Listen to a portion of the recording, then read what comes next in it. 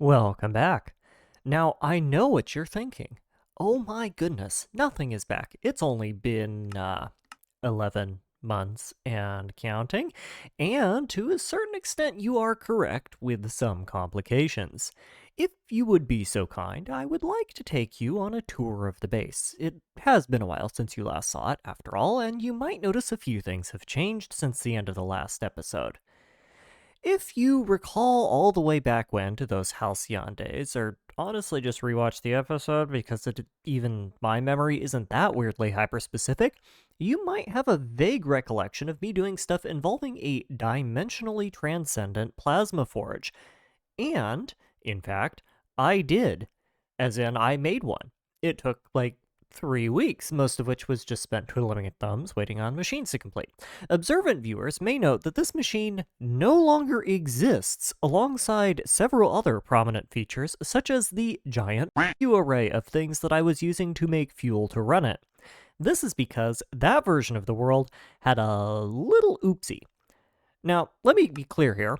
I keep backups of my worlds. And I keep backups of my backups. I approach Minecraft saves with the same level of security and paranoia that I do, or rather did, my actual real-life job, which, without doxing myself too much, involved rather a great deal of security and paranoia. So when I tell you that the save file was unrecoverably corrupted and this was the most recent instance I could get working, that should say a few things about the magnitude of the little oopsie we're working with here. Now, as I see it, this leaves me with two options.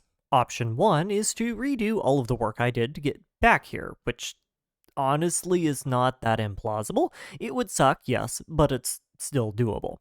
Or I could admit that despite being proud of how far I've gone, my current base design has some serious structural fallacies that would be nigh impossible to reconcile without a complete rebuild. The current instance of my game is sitting comfortably 3 major versions out of date, and my exposure to all of the stuff on Project Singularity makes Martin Luther look like a casual when it comes to itemizing changelogs. And then take this chance to do a little bit of light spring cleaning. With a bazooka, I will leave which option I selected as an exercise to the viewer. For the rest of you, welcome to Nihil, otherwise known as Nothing Mark II Electric Boogaloo. The rules for this run are simple. Every world starts out initially as a void. Anything created after that is fair game. Beat the game. No cheating unless it's for a good reason, like filming or bypassing softlocks due to world jank or patching corruption or just really funny, etc., etc. There's a number of very good reasons to cheat, but I will be forthright about it and it won't be like progression destroying or anything. As you can see, I start out with a quest book, which, of course, I cannot keep because I cannot start with anything. No worries, the quest book also comes in convenient ethereal form accessible with a keybind. I also have a glass block that I'm standing on, which I also cannot keep. Thus presents the first challenge of the run. Where, oh where, shall I get all of my blocks from? Golly gee, I sure wonder. Also, I forgot to disable creative mode. Great start there, Goose. Great start.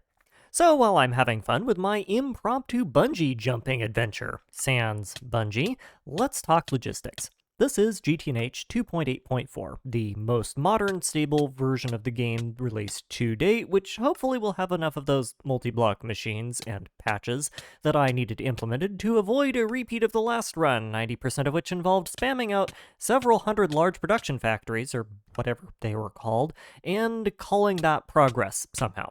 The game has gotten a whole lot better in that department.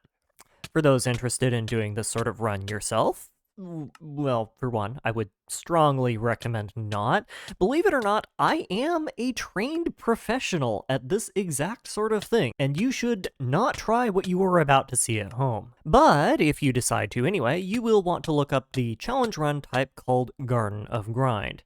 Puritans may claim that given how my rule set allows travel to alternate dimensions, it isn't a true Garden of Grind run, and to that I would like to respond with, in order, a polite rain check, as I am unable to tell you to go pound sand due to my current complete and utter lack of sand, and a firmly extended, double-fisted middle finger with which I shall point directly towards the official Gregtech New Horizons wiki that clearly lists my first attempt at this run as being an attempt at Garden of Grind. As with any start to a run of this variety, the first step is, of course, throwing yourself into the void 400-ish times to create a platform with which to do stuff and things. I actually skipped this platforming step in my first run by setting a specific spawn point, but for the sake of completionism decided to grind it out in this one.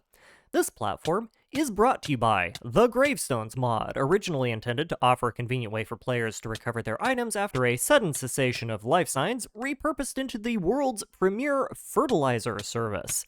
It's also the first, last, and only time where, drill yourself is a reasonable instruction to give someone on the internet. For the sake of preserving my analytics, let's also spend a few seconds talking about how much I love drills. Drills, drills, drills. Boy, do I love handheld power tools used for the purpose of inserting screws with a rotary motion into various materials. This post is not sponsored, thank you for your time. Somewhere around the start of day 3, I have paid off enough of my complimentary fatality tax that I can start doing anything other than falling into the void, which, of course, involves yet more of me falling into the void, but in a specific direction this time. Just like the first time I did this, the core gameplay loop of Nothing involves farming the broad assortment of extremely hostile mobs made available to you at the low costs of any spawnable terrain whatsoever, for an even broader assortment of extremely butt-tier mob drops. This necessitates a mob farm, which in turn necessitates a spot 24 blocks away from any player to work. The only building materials I have at my disposal are corpse dirt and the many hundreds of copies of my face that I'm forced to stare at every time I respawn, watching me, judgmentally. So off we go! You may notice that my spawn platform still has some holes in it too. Not to worry, those will no doubt get filled in with time. Despite my dearth of constructibles, this is still where the first bit of new tech I have comes in. Draconic Evolution introduces a mechanic that allows you to place items in the world that is, in a lot of ways, very similar to how Vintage Story lets you set items on the floor. Placed items don't despawn, they have a hitbox, and, more importantly for me, they have a hitbox large enough and solid enough that you can stand on them, for a very, very loose definition of the term stand.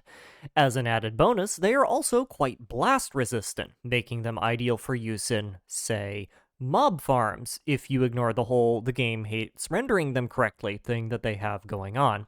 I have no excuse for why I didn't use these in my earlier run.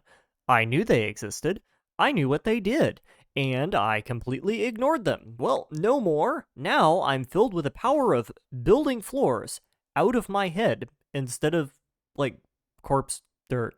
Yeah, honestly, it doesn't really help that much this early on, not gonna lie. 8 blocks of dirt collected via what I will generously call the world's worst attempt at void parkour, and somewhat more realistically concede is me merely falling with intention later, and I can then complete my first quest. Huzzah! It nets me precisely nothing of any practical value unless you consider more things to plonk down with Draconic Evolution to be value, which I don't. In a grand total of about 10 seconds, we're going to have an infinite amount of those appear, so yeah. Still, if nothing else, it's nice to see that those questbook coins are doing something useful, for once. This is probably the most utility I've gotten out of one of those things ever, unless you count Garden of Grind related questbook shenanigans or tier skipping things with loot bags. Now, I think we can all admit that my first attempt at making a mob farm is pretty incredible amounts of dookie. It's literally a dozen blocks of dirt in the void, after all, but this is where the second bit of routing tech comes in, because that sucker only needs to make one mob, and it just did. Drowning creepers are a sadist's answer to the question, how could we make creepers more environmentally destructive? Because instead of just blowing things up like a normal person, they surround the point of their explosion with a large ball of water encased in cobblestone and silverfish stone for extra inconvenience. As a general rule, they are only slightly less infuriating than attempting to exfoliate your small intestine with drain cleaner. Unfortunately for me, this is not a general rule. Water is required to progress, and, well, cobblestone and silverfish cobblestone are perfectly good mob spawning surfaces too, so why not, right? At this point, more blocks, more gooder. It's not like I can ruin the world any harder than I've already done it, and this is most certainly not a hardcore run. My original plan was to use the top of this orb to spawn in dirt creepers, and from there try to selectively bait them over to my little stairway of farming for a more controlled detonation. That plan did not work. It turns out that while getting a mob across the bridge to my stairway is easy enough, getting a specific mob over is functionally impossible, and I wasted an entire night, saw a grand total of 2 dirt creepers, and managed to do precisely nothing with both of them as a result. It also does not do diddly squat during the day, which is half the time I have to play with, so we're going to revise it a little bit. The new plan is based on the scintillatingly intelligent observation that the giant dark ball of cobblestone is both giant and dark. These are two properties that my current attempts at mob farming have both lacked, and once you spend a bit of time getting rid of all of the water in them, the orbs actually end up making not terrible mob farms in and of themselves, provided that you ignore the obvious issues that would be caused by so much as tenderly caressing a silverfish within 16 blocks of them at any point in the future. I can spend time working on draining the ball during the day and fish for lucky creepers during the night, allowing me twice the progress at the cost of several self-inflicted waterboarding attempts per minute, which, conveniently, also summarizes the general experience of playing this mod pack in the first place. That night, I was met with a bit more success, though. A lucky spawn of a gravel and dirt creeper netted me an easy chunk of gravel, though the dirt creeper was, as far as I can tell, blown off the platform into some water and then drowned from a classic case of needing to maneuver in water, overwhelming its single solitary brain cell. This is more than made up for by the next few minutes, which saw me through a series of tactical pincushion maneuvers bait my first dirt clod over, run it up the collection stairwell, and successfully detonate it, marking an auspicious start to the run. The first dirt creeper is always the worst, you see. From there, you can pretty easily, albeit slowly, get more using the dirt from the first to make better farms. Not to be outdone by its first attempt, though, the farm, and I use that term with the world's single most large grain of salt, then produced and successfully allowed me to detonate a second dirt creeper not even 2 minutes after the first.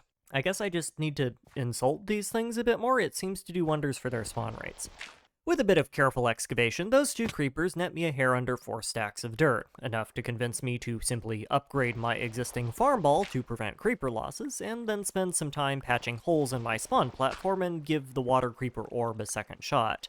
And it sort of worked. I now have 3 water creeper balls, at least, but I don't really think that's a good thing, and spotting mobs on them is now functionally impossible, so it's back to conventional farm designs for me. I whacked together a bog-standard flat spot on the terrain, and then spent the next couple of days trying to bait out a couple of dirt creepers from my still-in-construction new farm, and failed successfully at getting some more dirt, and remembering that, oh yeah, Endermen are just insanely annoying to deal with this early on. I can't even disable mob griefing earlier, since that is a strict requirement for game progression. I just have to accept that suddenly random parts of my critical soil-based infrastructure can go missing whenever some tall dude with anger issues decides that they want to walk off with a bit of my terrain. Still, the tricky part is the dirt, and for once in my nothing-riddled life, I finally have a surplus of that, so in relatively little time, I'm able to crank out a basic 8x8 dark box, rendered accessible with a draconic place bridge made entirely out of my human meat. As you would expect for a structure constructed out of weird modded partial blocks, the mob AI has absolutely no idea how to handle this, and any mob stuck on it will spin around in circles before eventually clipping through it and glitching into the void. And for once, I can't blame them, because while I'm not sure what I would do if the first thing I saw after my sudden and unexpected incarnation was a platform of individually placed nuggets of long pig, being confused and spinning around in circles seems like a fairly mild reaction to the experience. Thus begins the incredible fun that is slowly farming out Dirt Creeper RNG using a flimsy little box that is both extremely explosive and extremely bad at farming out Dirt Creepers. I very quickly discover that the meat bridge is entirely useless for transporting mobs and am forced to replace it with dirt, which works fine, but also offers the mobs more opportunities to escape and trash my base, which is not fine. So there's some pretty steep trade-offs here, but it does get the job done by the barest technical definitions. As Providence allows, I'm also taking very short-lived hops over to the mess I created with the water creepers to try and get lucky and detonate something. Given that I generally do not survive these attempts long enough to trigger a creeper explosion, this is often doomed to failure from the outset, but the one thing I have to play with here is infinite lives, so I might as well get some use out of them. Time passes, and I follow a very simple algorithm. Check the mob farm. If it has things in it that can destroy the mob, or the farm for that matter, escape the farm. Or if it has things that are just, in general, a pain in the butt to deal with, hop into the void. On the other hand, if through some random miracle the farm spawn things you can actually take out, care about the drops of, or blow up in that special way that means you get to progress a little bit, you instead get to beat everything in the farm to death with any random old item, but not a block, because only items extend the range of your punches and not blocks. Slowly try to walk the mob you want across the bridge of meat and memes, and then spend several minutes of your life watching its mob pathing AI take a massive steaming when it's forced to navigate the third dimension of everyone's favorite three-dimensional block game, only to give up, punch it, and get 5 blocks of gravel for your troubles. This is fun. I am having fun with this game. The first noteworthy progression-related item I get is this. This is a bucket. Dear God. They aren't particularly rare, and dropping a third of the time from drowning creeper kills makes them actually quite easy to obtain. But drowning creepers are very high up on my list of no-no mobs, so it's convenient that I got this. Buckets, in case you don't know, are used to hold and move blocks of fluid around, which has, a few practical uses, like being a hard requirement to do anything in this game. Of course, the whole point of this is to farm dirt creepers, so I would be remiss if I didn't show off how to safely extract a dirt creeper from a morass of 30 bajillion other mobs. It's gravel. The solution is gravel. You find the creeper, you shove it towards the bridge, or bait it, or wiggle your butt at it, or make rude finger gestures, or whatever you have to do to get it to pay attention to you, and then you pour walls of gravel down to crush everything else, separate it from its friends, and once it's all alone, you waltz it across the bridge, hopefully with a minimum of brain fartage, and detonate it wherever is convenient. The dirt creepers are actually the easy part here. The real Monty is combinations like this. It's kind of hard to see, given the whole lack of visibility into the farm, but this round of mob farming spawned me a dirt creeper with what I find out later is actually 2 lightning creepers. Lightning creepers produce, you guessed it, lightning. Wow, who would have thought? But no, this is actually quite useful for us, since dirt creepers produce dirt, and charged creepers produce way more dirt. In an ideal scenario, I would be able to extract both, blow up the lightning creeper in a controlled setting, and then kite a charged dirt creeper somewhere safe to pick up the 10 or so stacks of dirt it gives or whatever, but this is less than an ideal setting. The first step to this is popping a hole in the roof with some extra dirt and trying to prevent some more mobs from spawning, and then going back to grab all of my finest accoutrements, which are a bucket of water, some dirt, and some gravel. Poverty sucks sometimes. What then happens is a delicate surgical operation conducted with a bucket and solid cubic meters of gravel designed to precisely and specifically remove every mob except those 2, is what I would like to say. What actually happens is, after I crush a couple of mobs, I mess up, blow up one of the lightning creepers, and upon realizing that the dirt creeper is both charged and stuck bouncing on some of the old human meat bridge, decide to blow it up early and get as much dirt as I can out of it before it zaps itself into the void. It's probably too low to the world floor to be fully efficient, and there's too many other blocks to get a perfect yield, but it's also a whole lot better than the zilch that I would have gotten had it decided that it wanted to phase through reality at this particular time, so I will take what I can get. This, combined with what I had left over from various other creepers and whatnot, lets me net almost 12 stacks of dirt, which is over half of what I need to construct what I would consider to be the first long-term mob farm design I have, and is more than enough by far to make the bucket half of the bog-standard skyblock farm design I default to on runs like this. Sure, this design has been around literally since buckets were a thing, but you really can't go wrong with the classics, and it is a time-tested, time-honored workhorse, even if it does have several major flaws, such as spontaneously blowing up in the presence of Gregtech mobs, being their usual charming selves, and also being made out of delicately balanced clods of potting soil and human remains. With that done-ish, if you ignore the giant hole in its roof, it's time to get grinding. Step 1, disable gravity creepers, like in the configs entirely. They will never spawn again.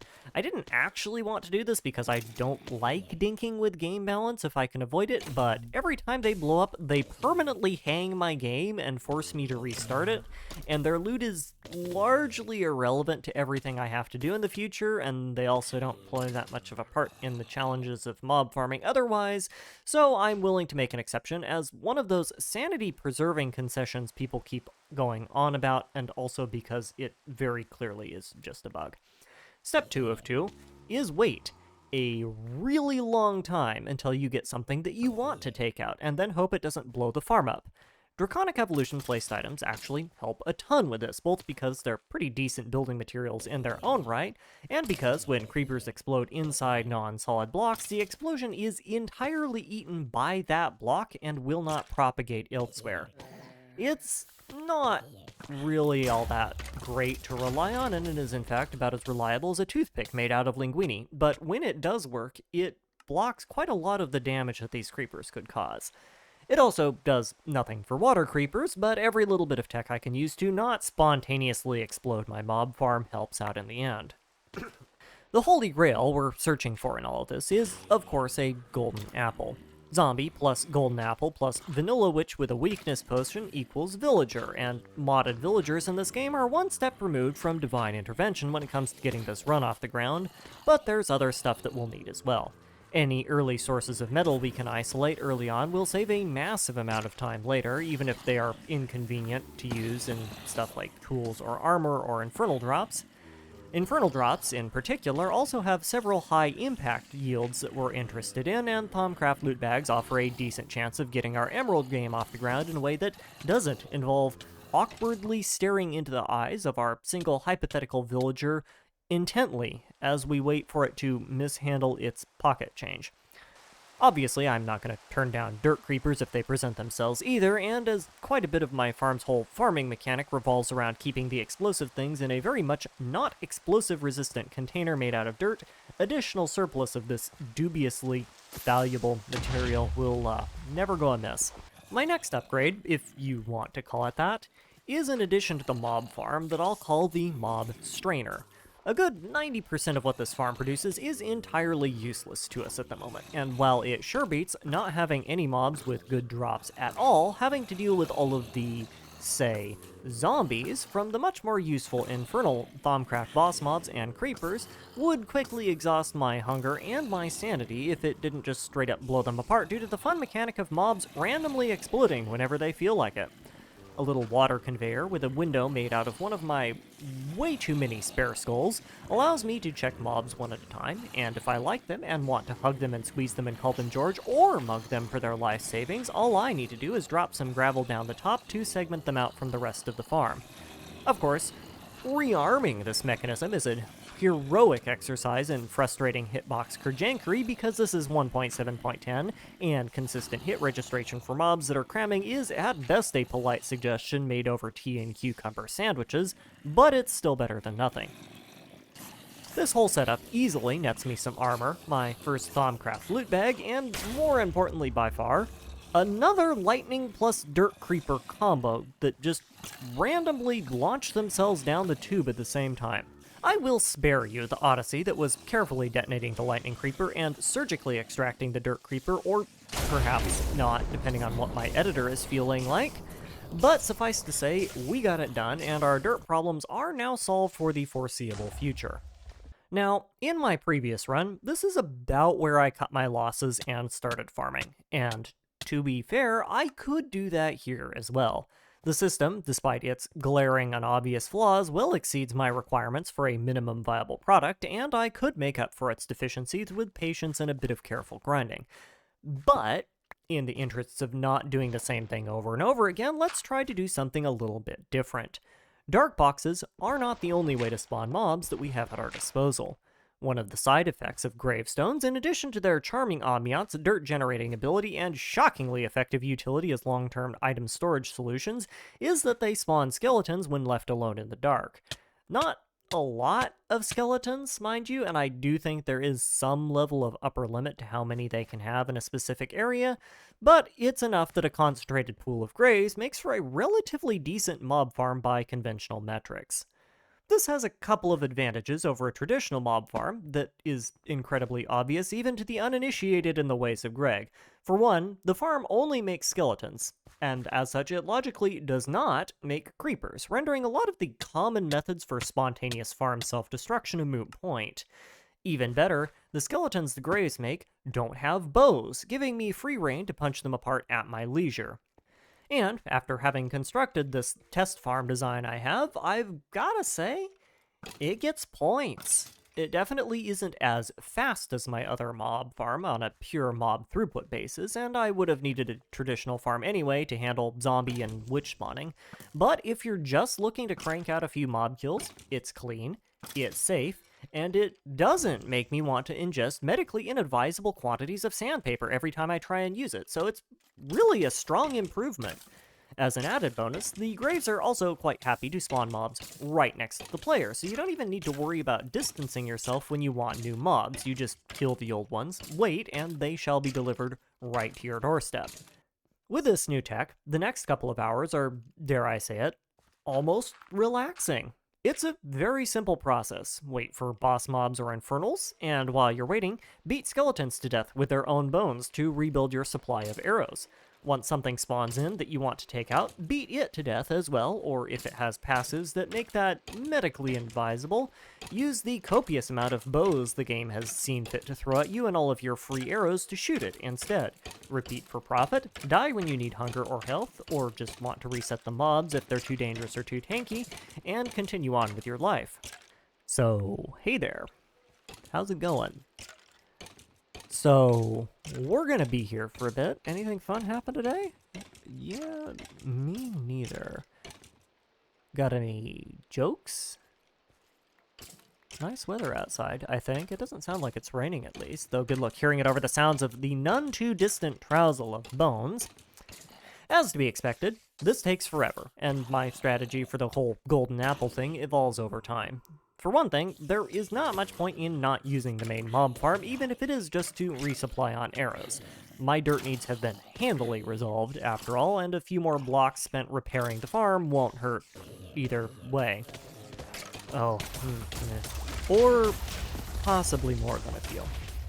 I even went on a bit of a lark and made a drop chute below the original farm area specifically for passive drop farming. Mobs generally die before they hit the bottom, so it won't give me much in the way of goodies, but for things like arrows, it works fine. Or also apparently infernals, which give me emerald blocks, diamonds, and a Fortune 3 enchanted book. Okay, sure. Please, feel free to, drop on by anytime. Ironically, these drops are simultaneously great and utterly useless, which seems like a descriptor I could be throwing around judiciously as of late. And actually, on second thought, friendship with Skeleton Farm ended. Friendship with Drop Trap began. Turns out, when you make a chute that kills all the regular mobs, you tend to concentrate infernal mobs. And I just got a melee weapon, baby. Woohoo! I can hit things now. And it does damage. Oh, happy days. So, Goose, it's been a bit. Do you have anything yet? Well, yes. The better question to ask here is, what do you have? And my answer to that is, I don't know. If you direct your attention to the upper right-hand side of the screen, you might notice that my frame rate, which was previously a buttery smooth, capped out 120 FPS, is now experiencing a little bit of a midlife crisis whenever I look at anything. This is due to a wonderful side effect of using large amounts of Draconic Evolution placed items, and the side effect is called crippling FPS lag. To combat this, I have started storing all of my stuff in grays, which is much better for the frame rate, but renders a proper census vexing. I can tell you what I don't have, though. Any droppers or dispensers. Literally have not gotten a single one of them. I don't even know if they were removed from the loot pool or if I'm just super unlucky, but it would be real nice to have some inventory storage, game. Come on, just one for the fans? Specifically the CPU fans, but y'all can pretend I was talking about you if it makes you feel better, because at the rate we are going, I could render this thing as a slide deck and nobody would notice the difference. Against my better judgment, and also because it's gonna blow my storage requirements if I do it, I got bored, caved, and decided to try rolling for a golden apple from my accumulated Thaumcraft loot bags as well. as evidenced by the fact that I am not blasting my joy all over the internet. And wow, that could have been rephrased. Can we cut this part, please? As evidenced by the fact that I am not whooping and hollering, I clearly did not get any, but from what I had, 3 emeralds is actually quite a decent haul. As a reminder, I will need generally 8 to buy my first sapling, plus maybe a couple more for trade rerolls, and while you can get emeralds off of villagers, it takes literally an hour per emerald per villager to do, so I would like to avoid that scenario if at all possible. One of the other nice things about those loot bags, though, is that they respond to looting. You don't get more of them per boss mob, but a higher level of looting does increase the chances of you getting rarer tiers of them, so if you're following along or just want to play Thaumcraft 4 in general and need to roll higher quality loot bags for some mysterious reasons that starts with P and ends with primordial pearls, yes, looting does help. It helps even more in my case, since the way rolls work mean that better loot bags give me substantially better chances of a golden apple because that's just how loot pool distributions work. Of course, that doesn't help at all with the Infernals, who continue to vehemently not pay out. Like, sure, shiny boots are great, and the axe will fuel my mob grinding adventures for a bit, but I need apples. Apples! Say it with me, folks. Apples! And after finally giving in again and cranking out my second round of loot bags, I do get my apple, and judging by the in-game time, it's actually a fairly quick one, so I suppose I can't lean too hard into the whole angry bird wants fruit bit. Darn. Thinking back to what I did right with this run, that my first one was lacking, and I can only conclude that I saved most of my time by getting proper mob farms early and using gravestones to farm out my Thaumcraft boss mobs instead of trying, failing, and blowing up and then having to rebuild my traditional farm design. But even so, a sub 10-hour golden apple is nothing to sneeze at. I'm also reasonably certain I have a weakness splash potion around here somewhere as well, which ironically is an even rarer drop than a golden apple despite it being entirely optional. Witch trapping is mostly an exercise in patience more than anything else, but then again, so is this whole mod pack, so I see no reason to wear out patience muscles early and will happily take it when the game gives it to me. After a bit of retrofit to bring back the mushroom farm to its original configuration, I then get to sit here and watch a conga line of mobs slowly fall into the void. Woohoo! So fun. Strictly speaking, this isn't necessary, since vanilla zombie villagers have a unique icon on the minimap that identifies their testificacious origins, but there are a huge assortment of special mobs variants that can be cured just fine, but don't have that icon, so if you want to get your villager cured fast, you kinda gotta check every zombie before you pitch it. At, if I remember correctly, a 1 in 40 chance normally. The things are not super rare, but between modded mobs and having to reset the spawn cap to unclog the farm every time a spider puts its fat butt in the middle of it, intentionally or otherwise, don't be surprised if you're doing this for a little bit. Of course, that estimate does not take into account your individual game's troll coefficient, which in my case is astronomically high, as evidenced by the fact that my first zombie villager was a baby fishing zombie villager that had been dropped on its head a few times directly into a 50-pound bag of raw amphetamine until it was able to transcend such mortal inconveniences as walls. Naturally, the first and only thing it did with its newfound power was phase through reality and the windows of my farm and yeet me into the void, which honestly not that big of a loss in this case because I don't want to cure a baby villager anyway. And then my second one got shot out of the farm too fast for me to catch, but not before I got kicked into the void by a perfectly normal spider. Again, that somehow managed to escape the farm despite there being, as far as I can tell, no holes in the farm. Have I mentioned that I love special mobs? I love special mobs. Now, somewhere around the third or fourth time I spot one, and honestly I forgot which, I am eventually successful in isolating a zombie villager, not by sight, but by the distinctive noise that it makes, which I honestly thought was a thing in a newer version of Minecraft, but I know there's a backport mod in Gregtech now, so maybe it came from that, but I digress. Point remains, I heard sus noises coming from the tube, so I locked it down, cranked it open, and sure enough, there was a zombie villager in there, chilling out with 30 of its new best friends. After a very nerve-wracking process, during which I definitely did not hit the villager with my Smite 2 Diamond Axe, no sir, no accidental mining or friendly fire going on here whatsoever, I got them isolated.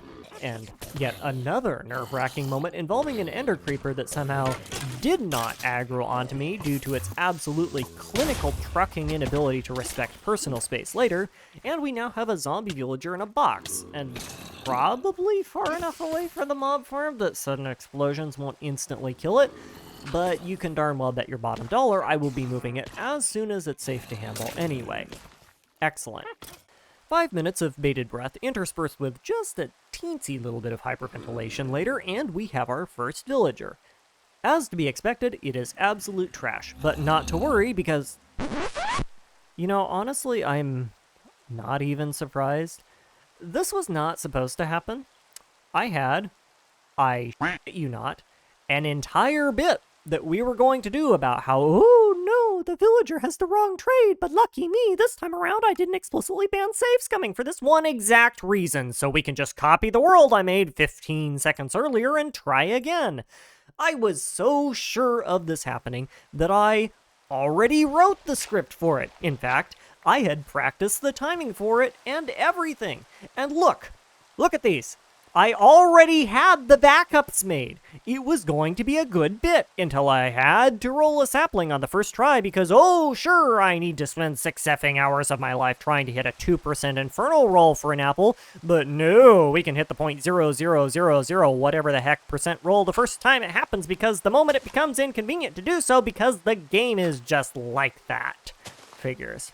This is Goose after the fact. It's only right before I sent this footage off for editing that I realized that I could have just redid this part the way I was planning on anyway.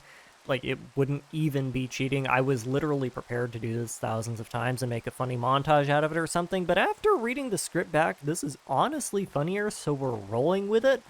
I also want to point out I could totally have just saved scummed the infernal mob drops as well and saved myself all that time, but anyway, moving on. But anyway, we have wood, I guess, sort of. Specifically, we have potential wood in the form of 3 pear saplings that I somehow managed to pull out of my which is generally a pretty terrible source of wood, but for this, I can make an exception. In the meantime, I haven't even hit the Stone Age yet, and I'm already done with this game, so we will revisit this mess in the next video. Thank you all for your time. I hope you're in it for the long haul, because we're doing things right this time around, and I hope you enjoyed.